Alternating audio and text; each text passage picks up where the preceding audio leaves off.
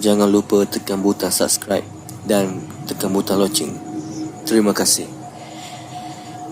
Pada malam ini, aku ingin berkongsi salah satu cerita seram yang aku ambil dari salah satu blog iReal.com.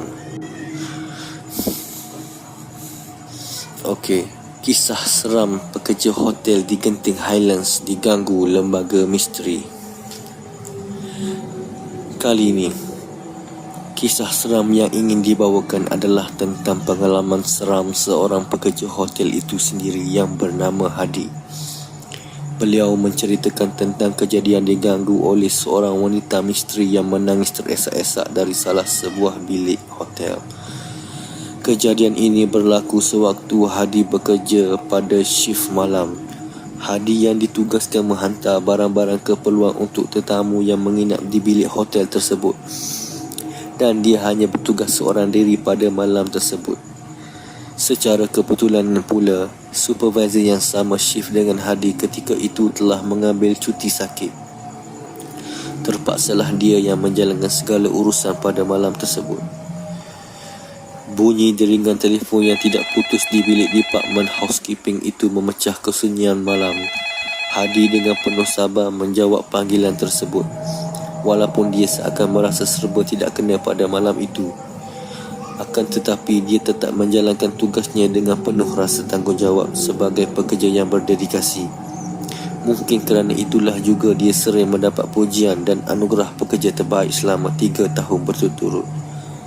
Jam yang dipakai oleh Hadi sudah menunjukkan angka 10.30 malam, bermakna hanya setengah jam sahaja lagi waktu kerjanya akan berakhir. Dia yang sedang berdiri di balkoni luar ofis tingkat 4 itu khayal melihat pemandangan ke arah timpak yang menempatkan kolam mandi serta pelbagai lagi permainan khas buat pelanggan-pelanggan yang menginap di hotel tersebut. Terlihat beberapa pekerja yang sedang sibuk mengemas kawasan timpak yang beroperasi dari pagi tadi. Suasana ketika itu terlalu sunyi, mungkin kerana tetamu sudah mula masuk ke dalam bilik masing-masing untuk merehatkan diri. Hadi yang masih berkhayal itu tiba-tiba tersentak apabila bunyi telefon berdering kuat dari dalam ofis. Dia terus masuk dan menjawab panggilan itu. Ganggang telefon dilekapkan di telinganya. Sayup-sayup kedengaran suara seorang perempuan sedang menangis.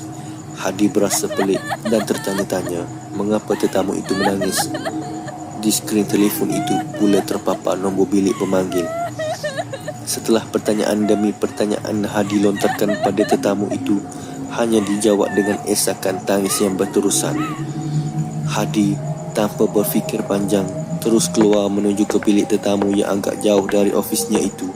Fikir Hadi, mungkin tetamu itu berada dalam kesulitan dan memerlukan bantuan darinya. Entah mengapa jantung Hadi berdegup kencang dan kini dia tiba di hadapan pintu bilik bernombor 3318. Dia yang terlalu risau terus menekan loceng bilik tersebut berkali-kali, tetapi malangnya tiada jawapan yang diberikan. Dadanya mula berdebar-debar memikirkan apa yang berlaku di dalam bilik tersebut sehingga membuatkan tetamu itu menangis.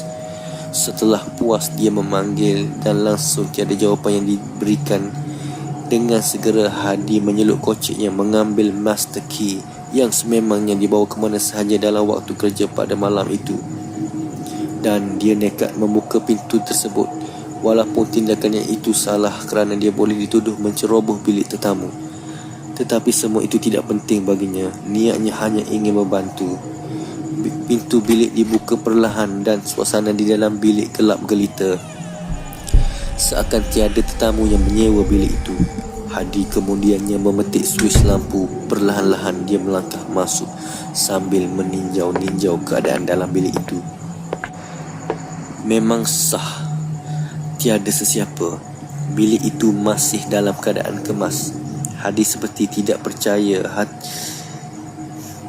Hatinya tertanya-tanya, siapakah pemanggil misteri tadi? Bulu roma Hadi sudah mula meremang. Fikirannya sudah mula menangkap apa yang berlaku sebenarnya. Cerita-cerita seram yang disampaikan oleh rakan-rakannya mula berlega-lega di fikiran Hadi. Kemudian Barulah dia teringat bilik yang dia berada sekarang ini pernah digelar bilik berhantu oleh rakan-rakannya. Mereka sering terdengar suara orang meminta tolong dari arah bilik ini, dan ramai tetamu yang menginap di bilik ini sering diganggu dengan bunyi barang dibaring dengan kuat.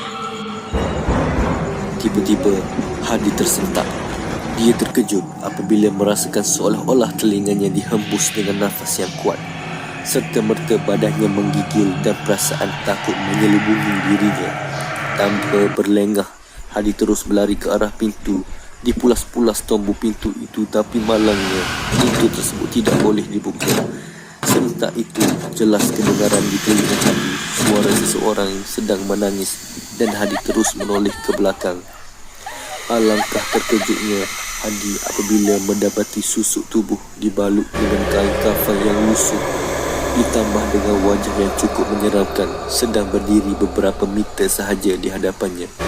Dan kini lembaga itu semakin menghampiri Hadi. Tubuh Hadi menjadi kaku, tidak boleh bergerak, kakinya seperti digam pada lantai. Kini wajah lembaga itu betul-betul di hadapannya. Bau hanyir menusuk hidung Hadi.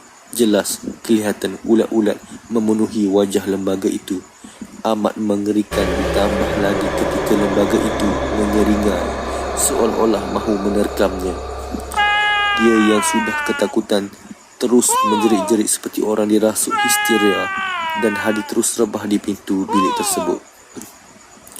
Tepat pada pukul 12 malam, Pak Kasim yang bertugas sebagai Pak Cik Gap mulakan tugasnya meronda kawasan hotel. Setibanya dia di blok 3, Pak Kasim terpandang pada satu pintu bilik yang terbuka luas, dan bilik tersebut terang benderang dengan limpahan cahaya lampu. Pak Kasim yang berasa pelik dan curiga terus menuju ke bilik tersebut. Terkejut apabila mendapati Hadi berbaring di sisi pintu bilik yang terbuka luas itu. Sekali lagi Pak Kasim terkejut apabila mendapati terdapat tanah bertaburan di atas lantai bilik tersebut, dan baunya meloyakan tekaknya. Keesokan harinya, seluruh pekerja hotel kecoh dengan kejadian yang menimpa Hadi, sehingga memaksa pihak hotel membuat siasatan terhadap insiden yang menimpa Hadi pada malam itu. Bilik 3318 itu pula ditutup serta-merta supaya tidak disewakan kepada tetamu buat sementara waktu. Berita penutupan bilik tersebut menyebabkan semua pekerja berasa pelik dengan tindakan itu. Pelbagai andaian dibuat oleh semua pekerja di situ. Akan tetapi pihak atasan hanya mendiamkan diri dan merahsiakannya sehingga kini. Selepas kejadian itu, Hadi demam selama seminggu. Pengalaman itu menjadi kenangan pahit yang tidak dapat dia lupakan seumur hidupnya. Akan tetapi, Hadi tetap meneruskan kerjanya di hotel tersebut. Dia kini telah dinaikkan pangkat menjadi supervisor Department Housekeeping. Setiap kali dia melalui bilik 3318, hatinya akan rasa berdebar walaupun bilik itu masih lagi ditutup. Misteri bilik 3318 itu hanya terus tinggal misteri sehingga kini, dan mungkin sehingga ia dibuka semula untuk tetamu baru.